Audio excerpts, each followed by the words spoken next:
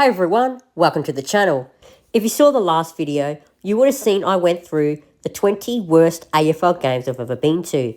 Well, today I'm going to go through the 20 best AFL games I've ever been to. Now, in the last video, I made a bit of a mistake. I said I've only gone to Carlton games. Well, that's not actually the case. I have gone to a few neutral games in the past, and you're going to see a few of those in this video. So without further ado, let's get straight into the list. And starting off at number 20, I have round 16, 2014, and it's North Melbourne against Hawthorn. Now, I don't fondly remember what happened in this game, but I do remember I attended this game with my cousins and auntie. Now, being a Carlton supporter, I was wearing a Hawthorn jersey.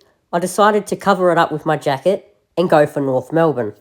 And by the end of the game, North Melbourne had won. I was singing along to the song and my auntie wasn't happy with me. At 19, I have the Blues and the West Coast Eagles in round 6, 2014. Now, I don't remember much of season 2014, but I do remember going to this game. And the finish to this game was unbelievable. I think with 5 minutes to go, we were trailing by 20-something points, and we ended up storming home, and Troy Menzel kicked the winner with only a minute remaining. It was unbelievable. At 18, we have another Carlton game, this time against Melbourne, in round 9, 2024. Now, this game was an absolute thriller. With the Blues leading by 5 goals in the fourth quarter, the Demons almost stormed home, cutting it to 1 point with a minute left. And that's the one thing you have to live with when you're a Carlton supporter. A lead is never big enough. At 17, I have round 7, 2021, and it's the Bombers and the Blues. Coming into this game, the last time I attended a game and we'd won was back in 2017. So a victory was always going to be amazing. And it happened. At 16, I have round 7, 2022, and it's the Blues and the Kangaroos. Now, this game I remember was pretty interesting. The first half was a bit quiet, a normal game of footy, up and down, a bit topsy-turvy. But the third quarter, someone added a bit of spice to the game. With Nick Larkey tunnelling Lewis Young, a bit of a brawl would break out. North Melbourne would give away 2 50-metre penalties, resulting in the full backman, Jacob Wiedering, kicking a goal. At 15, I have round 22, 2019, and it's Hawthorn and Gold Coast. Now, I've only gone to 2 neutral games in my lifetime, and they've both been Hawthorn games. But this one feels like it was yesterday. Going with my family, who were Hawthorn supporters, we went on to see the Hawks, as it was Jared Ruffhead's last game. And it was a very good game to go to. The Hawks smashed the Suns. Jared Ruffhead had a day out in his last game, kicking 6 memorable goals. At 14, I have round 13, 2024, and it's the Bombers and the Blues. A highly anticipated clash between Essendon and Carlton was on the King's birthday eve, and we were expecting a really close game. But luckily, the Blues turned up to the party early and played really well, and won by a comfortable 20-plus points. At 13, I have round 1, 2024, and it's the Blues and the Tigers. Now, overall, the game wasn't great. The skill level from both clubs was atrocious, and the Blues only held on by 5 points, nearly coughing up a pretty good win. But the main thing is, I sat in a corporate box for the first time in my life, and getting to sit in a corporate box doesn't happen very often, and that's why this game has made the list. At 12, I have round 4, 2023, and it's North Melbourne and Carlton. Now, this was the first Good Friday clash the Blues played in against North Melbourne. And me being going to the Children's Hospital basically all my life, it's such an honour for my team to play in this clash.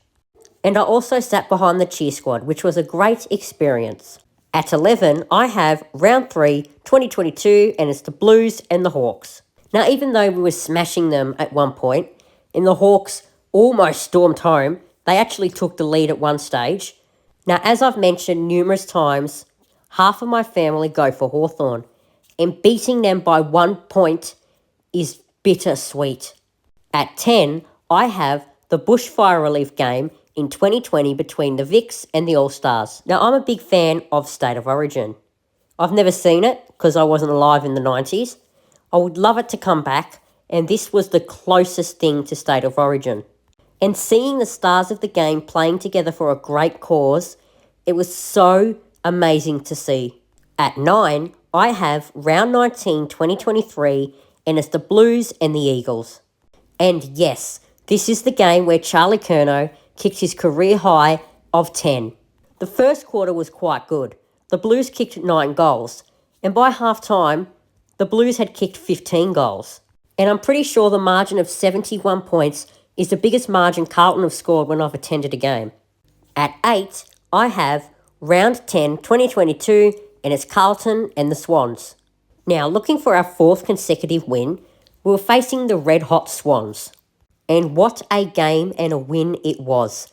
Charlie took control of the Coleman, kicking 6 goals, and De Koning took flight, taking 2 rippers. And by the end of the night, Sydney tried to make a late comeback, but Fisher stopped that, kicking the sealer, and the Blues won. At 7, I have round 2, 2023, and it's the Blues and the Cats. Now, this game was amazing. A classic shootout between 2 key forwards, Jeremy Cameron and Charlie Curnow. It just had everything. And beating the reigning premiers, oh, it feels so good. And when you've never seen it before, it feels even better. At 6, I have round 3, 2024, and it's North Melbourne and the Blues. The second Good Friday game between the Kangaroos and the Blues was a great thing to be a part of. Getting invited by CHIPS, which is a program at the Royal Children's Hospital, to go in the corporate box with them to support the mighty Blues or the Kangaroos for the Good Friday clash. It was a great honour and a great experience. At 5, I have round 15, 2024, and it's the mighty Blues and the Cats. Now, I was expecting to most probably lose to the Cats, maybe beat them by a couple of points, but oh my goodness, I was not expecting to beat them by 10 goals. And my goodness, when the Blues kicked that 7th, 8th, 9th consecutive goal in the 4th quarter, the crowd went absolutely bananas. And when I say bananas, like I mean the stands were shaking. At 4, I have round 1, 2022, and it's the Blues and the Tigers. The first annual round 1 clash I went to was a grouse moment. Losing our last 9 round 1 clashes against the Tigers, we felt it was time to get a much-needed victory to start our season strong. With Bolton kicking the opening goal of the 4th term, the Tigers were out to a 20-point lead, and it looked like we were going to lose a 10th consecutive game in round 1 against the Tigers. But not quite. With a quick goal to Durden, suddenly things changed.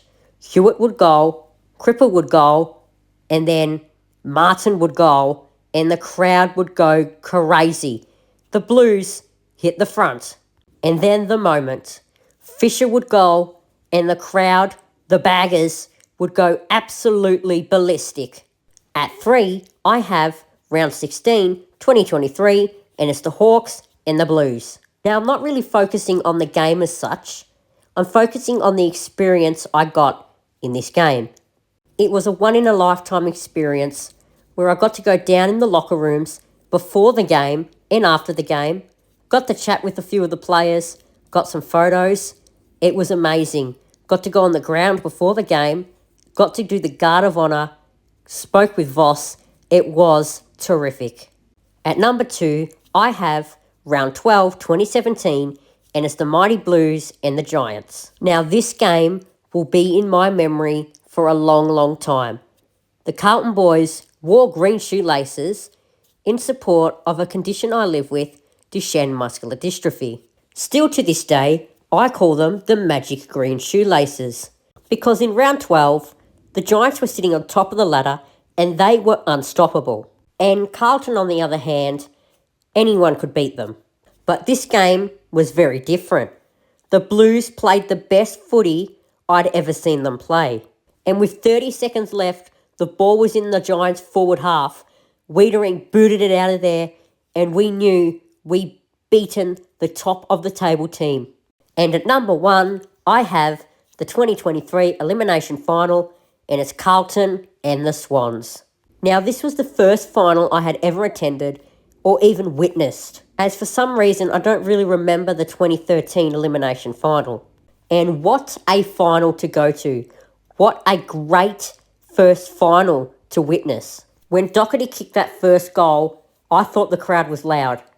When Kerno kicked that second goal, my goodness, the crowd was loud. But when that final siren went, I have never heard a crowd so loud in my life.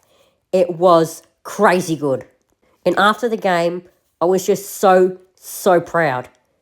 Finally, my club has won a final. Well, there you go. There's my list of the 20 best AFL games I have ever gone to.